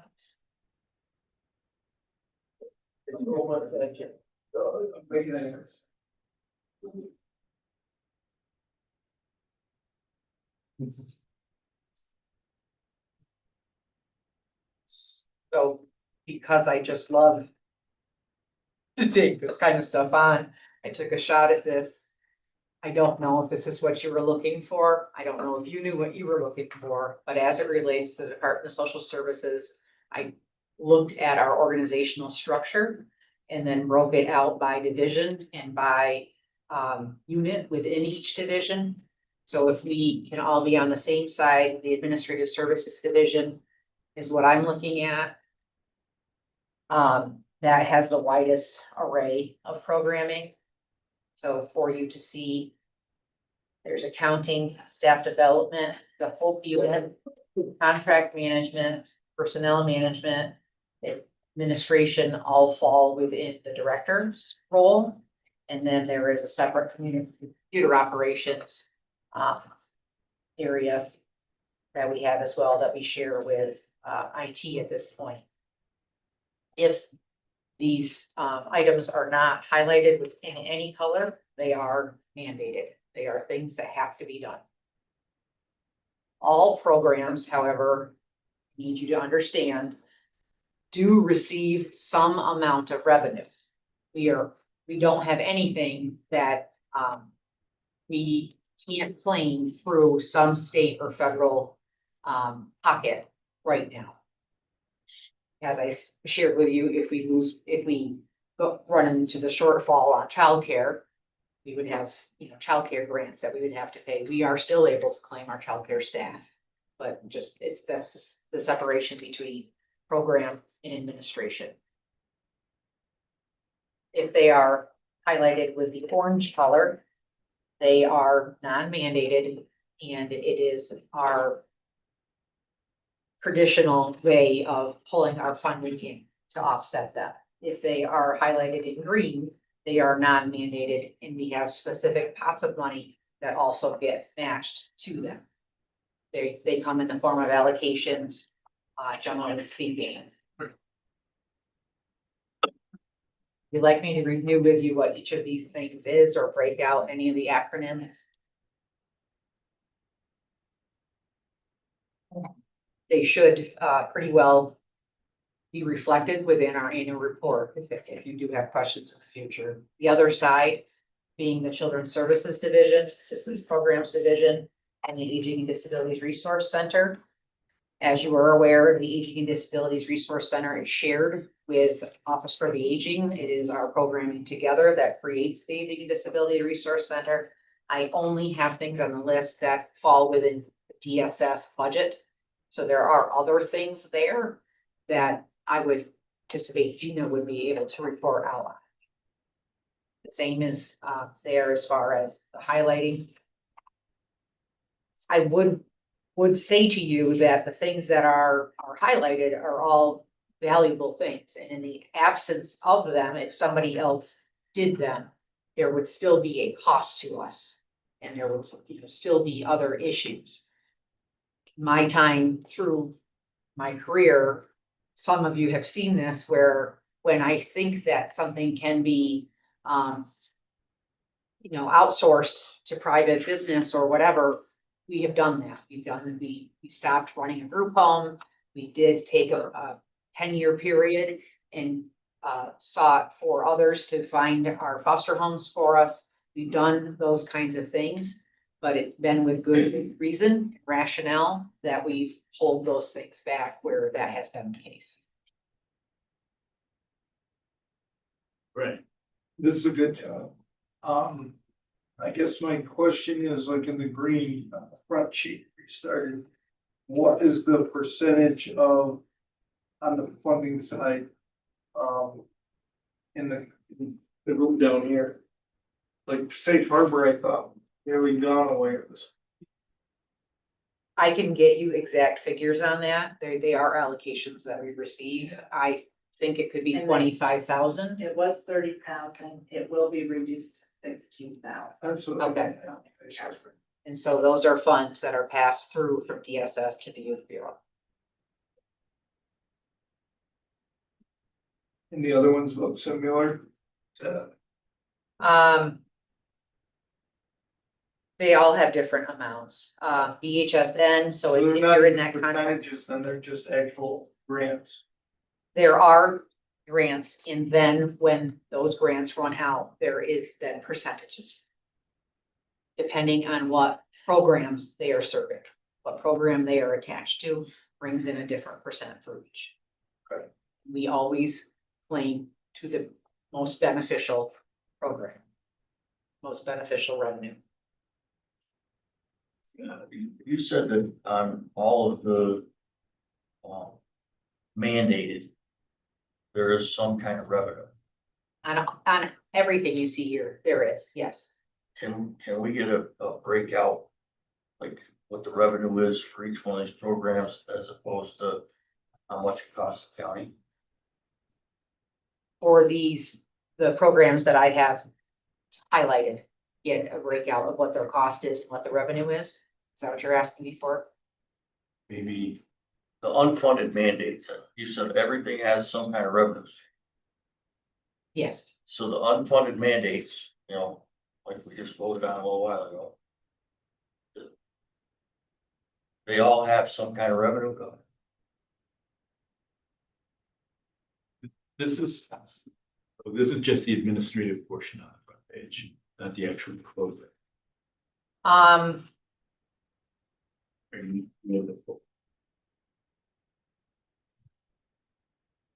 I'm trying to get my mind to come up with a specific unfunded mandate within social services to be able to share, to be able to answer that question.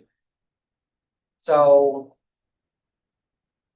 Now, don't you have that on your spreadsheet, revenue costs? So one of the benefits of the decision you all made at the last board meeting, we reorganized accounts within our budget now.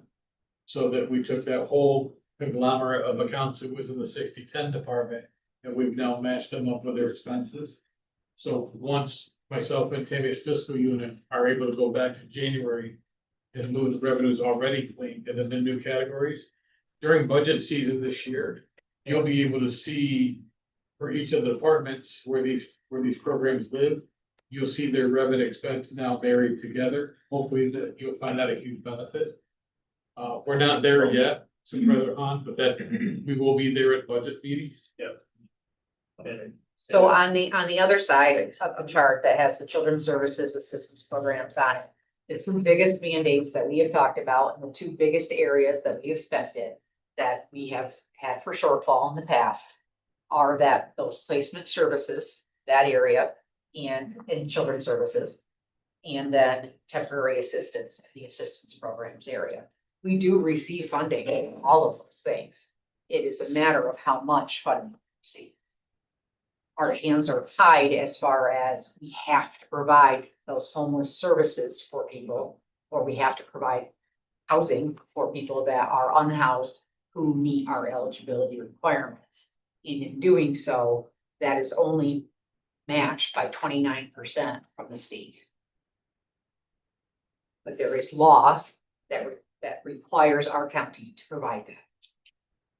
And yes, that is one of those areas, as Al has just spoken about, that you'll be able to see. Placement services, foster care placements, or placements of juvenile delinquents or kids that have been charged as an adult, but are placed in the child welfare sort of array. I have talked about the destruction essentially of what is out there and available for our kids to go to. So what is left is sparse and it is very expensive. We have to use those facilities. There isn't another option. And when the judge elects to place a youth in our custody, we have to pay for that. And so we ask for custody of kids when they are abused or neglected. Different system asks for placement of kids when they are acting out and have behaviors. they are still kids that Youth Bureau, Alternative Sentencing and DSS work with. But the requests for their programming come through from the county attorney's office, the DA in some cases, information. Is that accurate? So that we are then mandated to pay for those kids.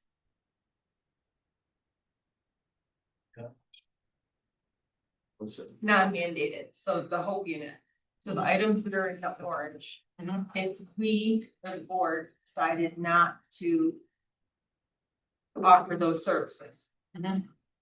There's still a cost to it, because I'm assuming you still Absolutely. have homeless, so what does that mean? Like, so if the board went and looked at those 4 things under your Hope unit and Yep. said, okay, we're gonna cut Yep. those, what would that do? So we put in place homeless case management several years ago now as a county option where we had additional workers attach themselves to people and try to get them out of housing more quickly than they would if we simply left them to abide by our regulations and not give them the extra help that they need. People that are homeless for a reason. It doesn't happen in situations, generally speaking, where somebody is able to keep track of finances, able to make the contacts with the people that they need to, and abide by laws and rules. It's generally speaking, people who are overwhelmed. So we could not provide the case management to them, but then they would stay homeless longer. And actually, I should have colored that green because we do receive funding for one worker now through that family centered case management. I'm not sure if I even put that on here anywhere, but we receive family centered case management funding also. So one of the 3 workers in that unit is funded. We did a third Separately. green. Pardon me? You could have made it a third green. Yeah, another green. But 1/3 of it. Oh, yes. Oh. Yes, I could. So then the foster care recruitment, certification and foster home management, I have showing separately from kinship recruitment and kinship certification. Because with kinship, we are required by the state that once we place a child in foster care, we must look for a family or familial placement for them. So we are required to do that casework. We had in the past looked to the contractors to do that for us. What I have found with them is that they did not work as diligently as we did, or as we do. So the recruitment, certification, management, the use of those homes, and we are still using contractor homes, requires us to pay for the home as well as the administration of those programs. When we are able to place them in our own homes instead, the administrative part is our workers. It is not an additional fee-based structure that we have to then pay out. Which, when I made the opposite argument 11 or 12 years ago and said, we can do this, we can take the cut to our staff, we did at that time reduce the number of people we had doing these services through attrition as well. But I said, we do get funding for foster care, and we do. You all know that. Last year, we butted up against the fact that we spent all of our foster care block grant, and we were concerned where our funding was coming from. We could not follow the line to find the 62% that we should have then been getting until we did a lot of work to do that. So back ago, I would have said the funding's there. We now have faced the reality of that amount of money. We spend that money out, and so then more money is necessary, which then 38% of that does come from the county. So it's overspending, I guess, if you're not doing it ourselves. And Gina, Maybe just go back to maybe add on to what I was asking. So if we had homeless case management, if I heard you correctly, you said, we'll still have homeless. They have still people who need counseling because they have a great decision. Right, we're not we're not qualified to counsel per se, but we're assisting them, filling out paperwork, taking them to apartments. That's what- So that portion of the, I guess, services that the county provide, what you were just talking about, and it's just a rhetorical Yep. question. If we were really hard and cold and said, no, we're not gonna do that anymore, we can't afford it, what would happen? People would be in the situations longer. And we already know they're there a long time now, but it would be, as long as they followed our regulations, they could be in that motel room for years, Okay, and that's mandated that we have to provide. as that. long as they're following the regulations. Got it.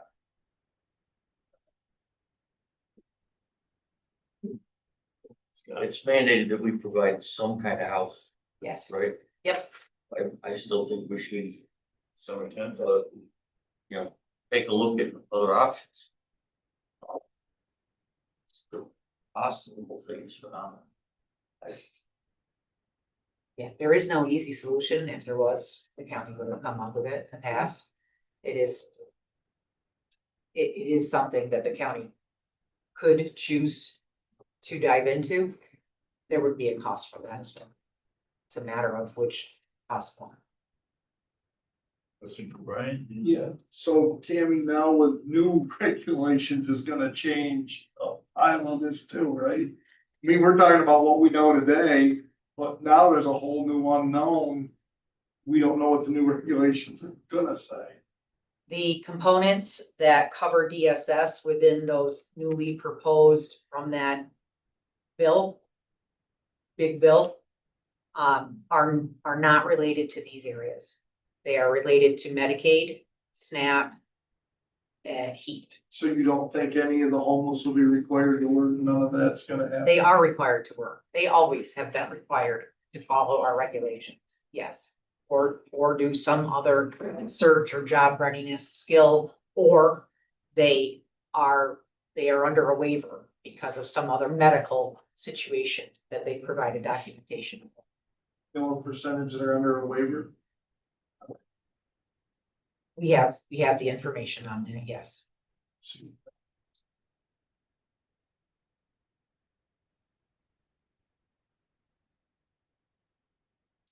I don't know if you saw the executive order that was passed last week about criminalizing.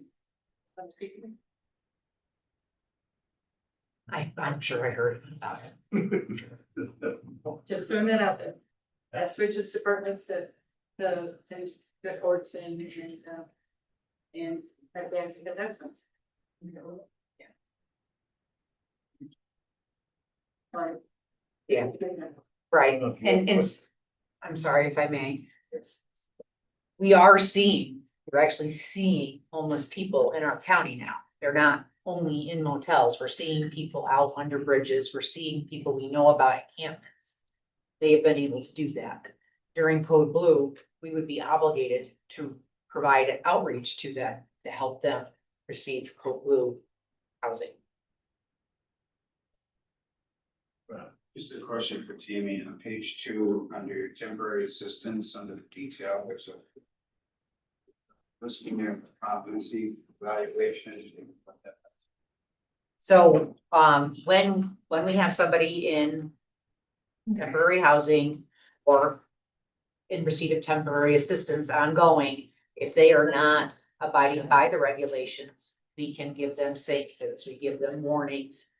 They are then able to, when we say your services are done, you're no longer able to have them, they can request a fair hearing. Somewhere in that realm, we would also be obligated to have, whether it be an adult services caseworker or a child welfare caseworker, talk with the adults at that point.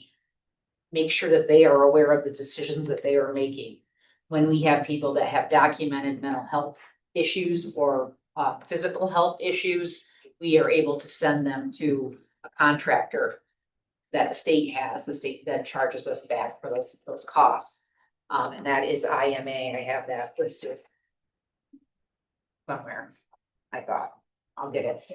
But that's what that is. We have to have them go and have it really be determined. Are they truly unable to work? Do they actually understand the decisions there?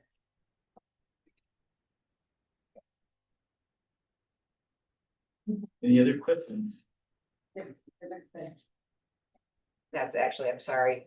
I used competency evaluation instead of the acronym for the business that provides them. That I didn't leave it off, I just called it something.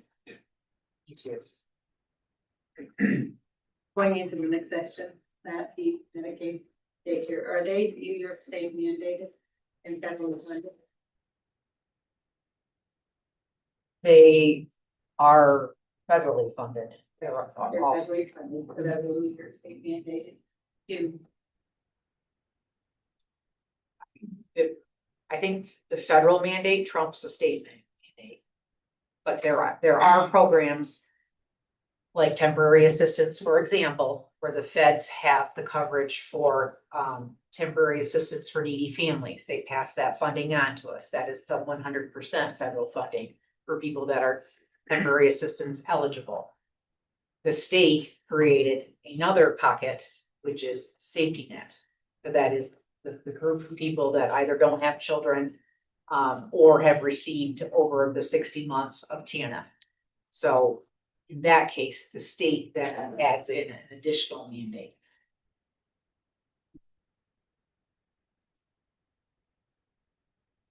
So I want to add, Tammy sent me this on Monday afternoon, and I didn't get to it till the evening. And I didn't get it at first, and then I took a lot more time to look at it, and we're looking at it now. This is a very nice way. She heard what we were looking for. She put this and organized it so that we can now, and this is a good format that we'll probably be growing from, where we can put percentages and numbers and thresholds in each of this, and it helps the board tremendously be able to understand what you're dealing with. I want to thank you for that. But like you said, it's just on the administrative side is. The front is only administration. The back is programs. This Okay. covers all 4 divisions. One of our divisions is administrative services. And the programs that are in that are accounting, staff development, the whole unit. And we have a computer operations worker, the contract management, personnel management, and administration is all done by that director, as well as overseeing those other programs. And then the other 3 directors, or Gina being the Aging and Disabilities Resource Center, that is her. And then these are the DSS programs that she has under her. Likewise, Children's Services Division Director oversees those 4 programs and all of the duties that are within them. And the Assistance Programs Division Director oversees those 6 programs and the duties that are within them. Yes, one more question, sorry. The deputy investigator, I remember when that MOA started, right? I thought there was some kind of funding for part of that salary, no? Am I wrong on that? There isn't specific funding. There is funding. We are able to claim it. We have an MOU that the state has approved. We are able to pull that in. It would be covered in the same way as our administrative expenses are. Okay. It's a deputy and an investigator. I struggled with how to illustrate that. Oh, so not it's 2 have it different. pushed. Yes, But so, there is some. yes, we have an MOU for the deputy that is in the lobby. Yeah. And we have an MOU for an additional investigator that is on the sheriff's office. payroll. Right. So part of their salaries are. Yes, part of their salaries are all of the sheriff, right, but on your end. Yeah. There is. But we are also able to claim then their added their benefits. What's the other word? Fringe. Yep, we are able to claim their fringe also. Thank you. Right. Thank you. It's very informative. Very helpful. Okay, because it's your last committee meeting. Are you canceling August? There is one in August. I'll be here. You're ready to celebrate, weren't you? Thanks, Tammy. I already knew. Hey,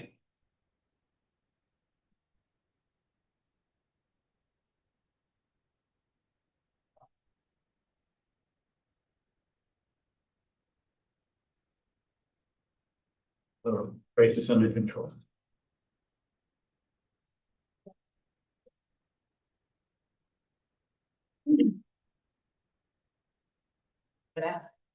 Well, 5 more minutes, go after pre-afternoon, how's that? On the agenda, I have a request for a new position. So to give you some background, in our 2025 budget, we have allocated a contract for registered dietitian services. Right now, we have that position allocated at $29,000, and with that $29,000, we're able to claim with different percentages from 4 different funding sources.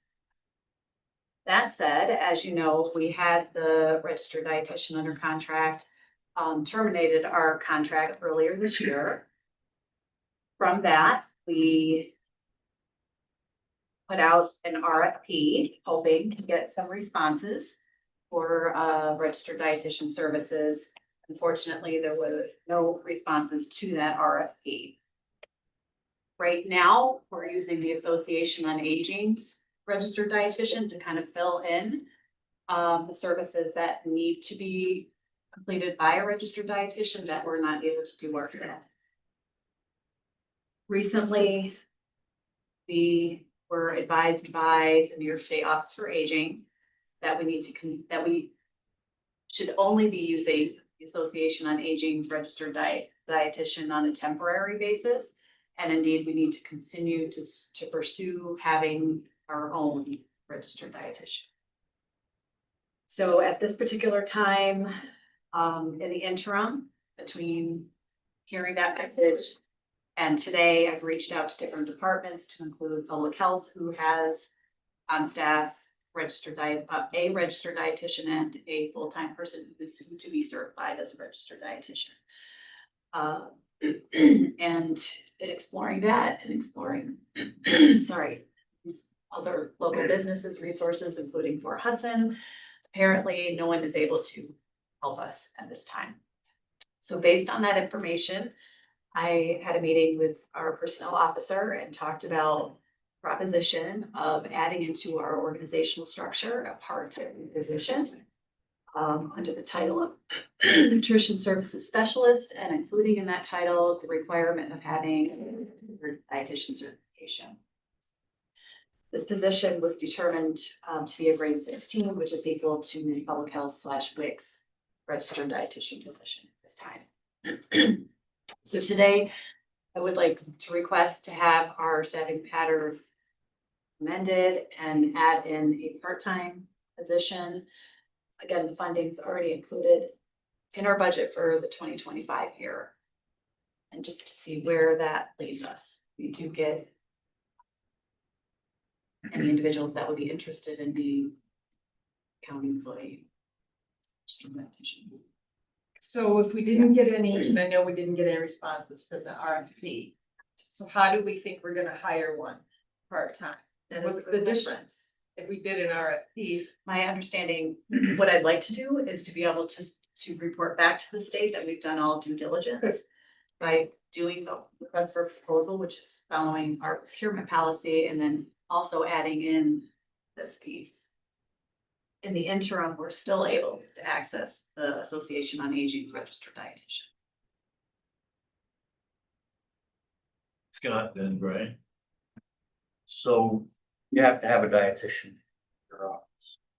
According to the state nutrition standards, yes, we are required to have a registered dietitian. How many people apply for the services annually, monthly, just a ballpark? In terms of what the registered dietitian does for duties for us. But how many people do we serve? So that I can't tell you off the top of my head. I can share with you that the requirements for the registered dietitian is to certify our menus. So when we put out a menu for our nutrition program, which includes our home delivered meals and our congregate mobile sites, then that menu that we provide, every meal has to be analyzed. Every single meal, every food item has to be analyzed by a registered dietitian. So in terms of direct services that the dietitian does is they oversee our nutrition education, which when our registered dietitian terminated the contract earlier this year, she had put in place an education program already approved by her as an RD, so we're set for this calendar year. In terms of direct service provision to individuals that we serve, the registered dietitian provides nutrition counseling. So that's a voluntary program. If it's offered to an individual 60 years of age or older and Washington County resident. And we send referrals for what we call it's a nutrition services assessment. And if they score a certain number, then we're required to ask that person if they would be interested in nutrition counseling services. So when you talk about people served, it would really be looking at all of the people served under the nutrition program. Right, and so Department of Health has a certified nutrition. Is that a full-time position? So public health oversees WIC, and right now they have one full-time position. Person that my understanding from the public health director is that person right now is in the process of becoming registered dietitian certified.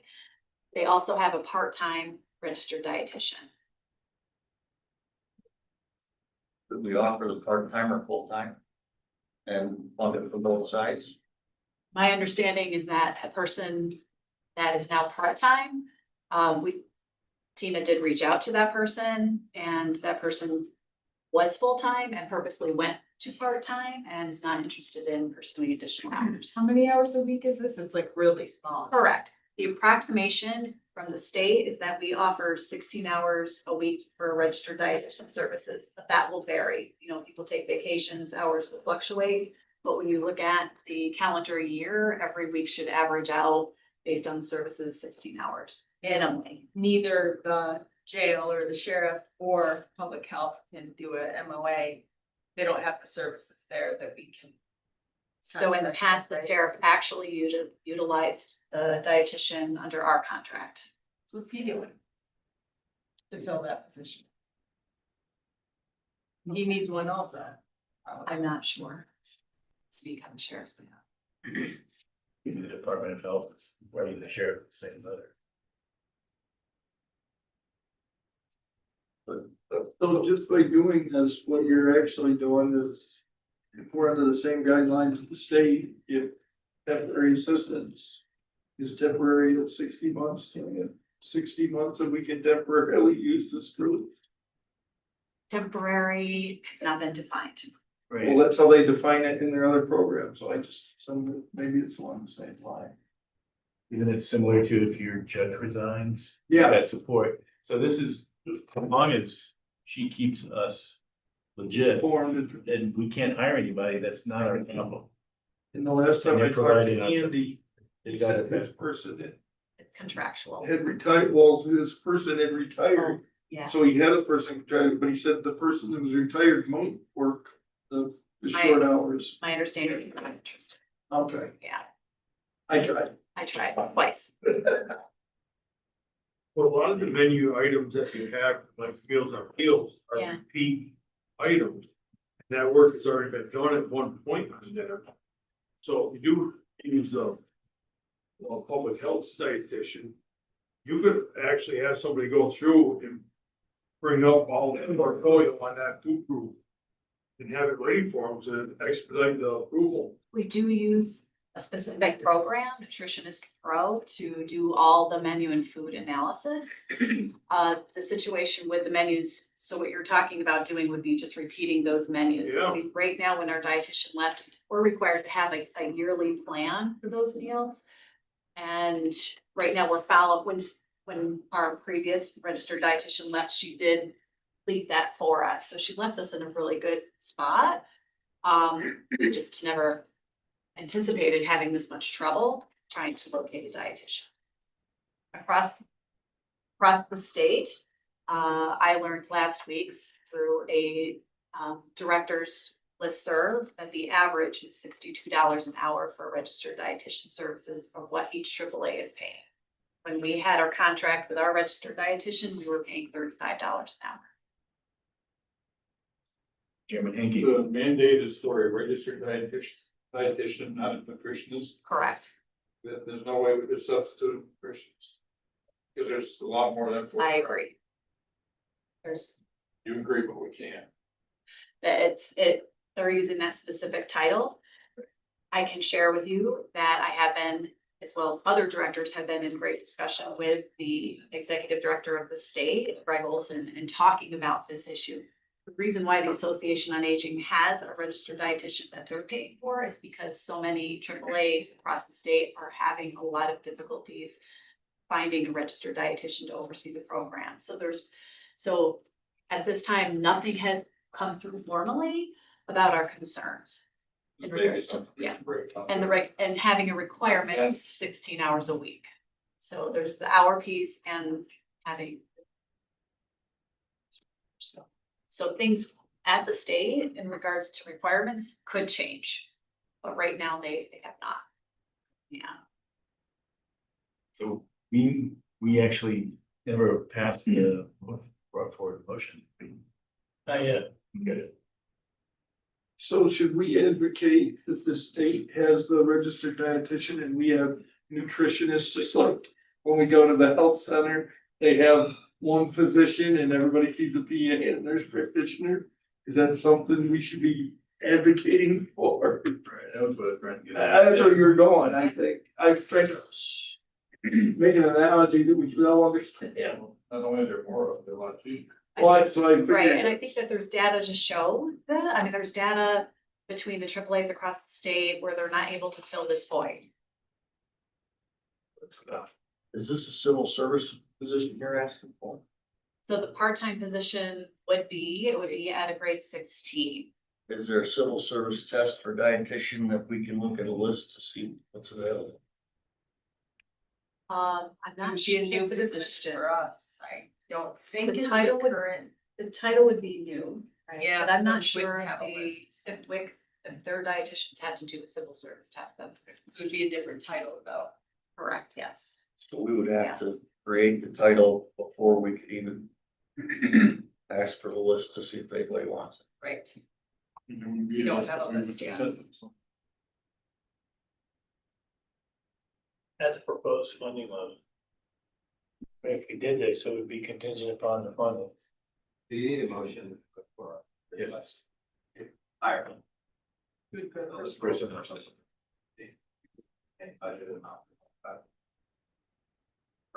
For 2025, our budget right now will cover this position for the remainder of the year. And certainly we are able to use the Association on Aging's temporary registered dietitian. So whatever the committee chooses to do, we are able to fill. Good, so right, Sam. Second. Got a question or? Question. Is there an associated cost with using the, There is not. No, it's savings. let's try this pony along if we can. But I think this, the motion moves it to personnel, right? 16 minutes, yeah. Yes. So any more discussion on the motion to move to personnel? Let's vote then, all in favor? Aye. Any opposed? Didn't pass. Sorry, Sherry, thank you. Thank you. Thanks, Vic. Thank you for allowing me the opportunity to show due diligence. Good job. Yeah, they can't say no to us now. We're all aging under this situation. Yeah.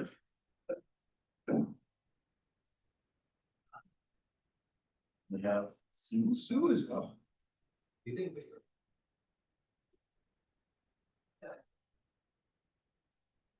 I did offer to have this tabled for next time, because I knew this meeting would be very long.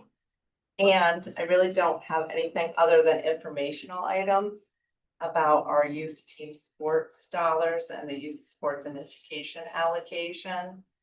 Youth team sports kind of remains stable, or allegedly, or we anticipate it will remain stable. The youth sports and education funding was an increase of $14,532 dollars. We have not received the information, the LCMs regarding the YDP, the Youth Development Program funding, which traditionally goes to the rec programs for the towns, nor have we received the dollar amount for the runaway and homeless youth. The state association, when they, they said, oh, great, the money's bumped. Oh, if the state reduces funding somewhere along the line, they may reduce the funding to these programs. They anticipate that if that happens down the line, those programs who have not submitted any claims simply would not get their dollars.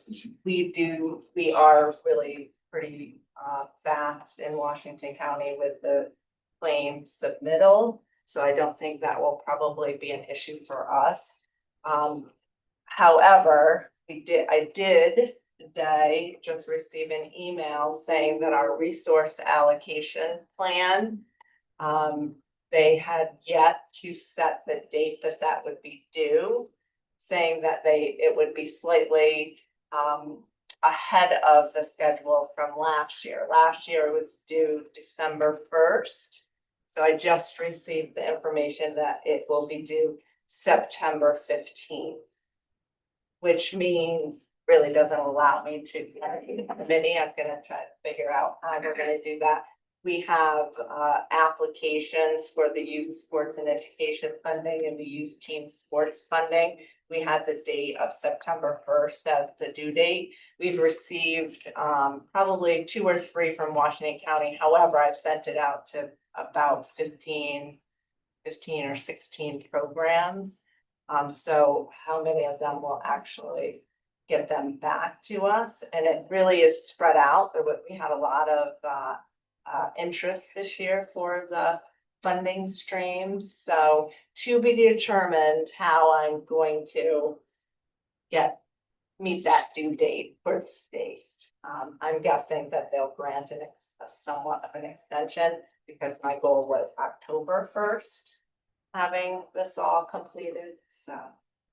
Other fun updates, we sent off Sheriff's Camp kids on Sunday morning. 18 Sheriff's Camp kids. I think there was 12 Washington County youth and 8 or 6 Warren County youth. Great turnout. Kids were great. They were very excited to get on the bus, and then they come back on Saturday. So very exciting. And we helped out, our youth employment kids helped out the senior picnic, and they also helped out tourism by being part of, they had some video shoot at Lake Lauderdale last Wednesday. So our kids were just there throwing frisbees or whatever they were doing. So as part of the video shoot. And I think that's all the updates that I have. Any questions for Sue? Thanks, Sue. Thank you. So is there any other business to come before the committee today? And we are adjourned. Can I declare